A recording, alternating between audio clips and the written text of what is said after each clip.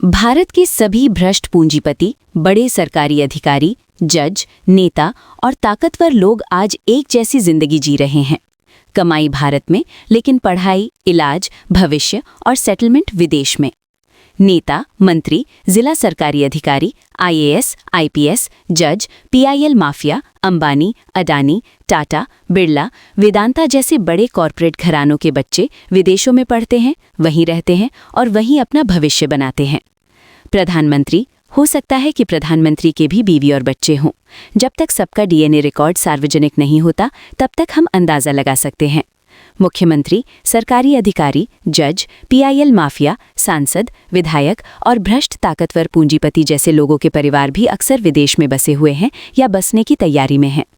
भारत उनके लिए सिर्फ पैसा कमाने की जगह बनता जा रहा है, जबकि जीवन की गुणवत्ता वे विदेशों में ढूंढते हैं। दूसरी तरफ भारत की आम जनता रोज बढ़ती समस्याओं जैसे गरीबी, बेरोजगारी, खराब स्वास्थ्य, चारों तरफ प्रदूषण से जूझ रही है। ट्रैफिक, ओवर पॉपुलेशन, जज, पुलिस का अन्याय सहने पर मजबूर हो गई है। ये फर्क कोई संयोग नहीं है, ये लागू हुए सभी गलत कानूनों का नतीजा है। सवाल ये नहीं है कि कोई अपने बच्चों को विदेश क्यों पढ़ाता है या अपने परिवारों को विदेश में सेटल किया हुआ है या उनका अधिकतर समय विदेश में बीत रहा है। सवाल ये है कि जो लोग सत्ता, पैसा और फैसले अपने हाथ में रखते हैं, वे भारत को बेहतर बनाने की बजाय खुद के लिए प्लान बी तैयार कर चुके हैं। अगर यही सिस्टम चलता रहा तो क्या होगा? प्राकृतिक संसाधन, खनिज, जमीन और मेहनत लूट ली जाएगी। पैसा विदेशों में चला जाएगा। हर साल लाखों करोड़ रुपया जा भी रहा है। एफटीआई या हवाला जैसे साधनों से भारत में ये काम वर्षों से हो रहा है। जब हालात बिगड़ेंगे तो ये लोग पहले ही सुरक्षित निकल चुके होंगे। ऐसा बहुत सारे देशों में हो चुका है और हो भी रहा है। पीछे रह जाएंगी हमारी आने वाली पीढ़ियां, गरीबी, बेरोजगारी और असुरक्षा के साथ। इसीलिए अब सिर्फ शिकायत करना काफ़ी नहीं है, अब कानून बदलना ज़रूरी है। हमारा आंदोलन इसीलिए ज़रूरी है। वोट वापसी पासबुक कानून ताकि नेता जनता के प्रति जवाबदेह बने। जोरी सिस्टम, जोरी कोर्ट कानून ताकि न्याय सिर्फ जज और ताकतवरों के हाथ में ना रहे। रेफरेंडम कानून ताकि बड़े फैसले जनता खुद ले सके। और सबसे ज़रूरी, ईवीएम हटाकर बैलेट पेपर से वोट देने का कानून ताकि लोकतंत्र पर जनता का सीधा नियंत्रण रहे।